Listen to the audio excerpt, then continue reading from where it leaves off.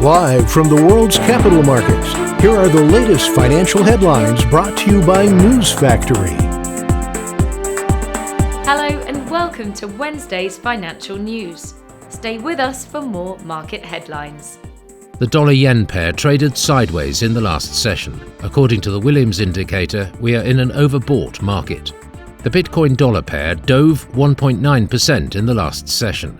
The stochastic RSI is giving a positive signal, going against our overall technical analysis. The last session saw the gold rise 0.5% against the dollar. The stochastic indicator is giving a positive signal.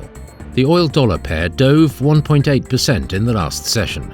According to the CCI, we are in an oversold market. Coming up, the choices from our chief analyst for today. India is providing safety certification for dozens of ships managed by a subsidiary of top Russian shipping group Sovcomflot, official data showed, enabling oil exports to India and elsewhere after Western certifiers withdrew their services due to global sanctions against Moscow. The value of the British pound continues to fall against the US dollar as US policymakers continue to keep a tighter rein on things than British policymakers. Ripple, the leader in enterprise blockchain and crypto solutions, today announced a new office in Toronto that will serve as a key engineering hub. The new office will be Ripple's first in Canada, supporting its continued growth in North America and beyond. Those were today's major economic events, and now moving on to world financial headlines. The UK's public sector net borrowing will be released at 0600 hours GMT. The US initial jobless claims at 12:30 GMT.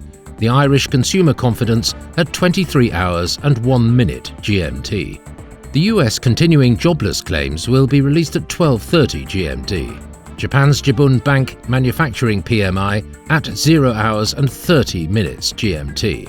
The French business climate in manufacturing at 0645 GMT. We hope that you've enjoyed Wednesday's market outlook.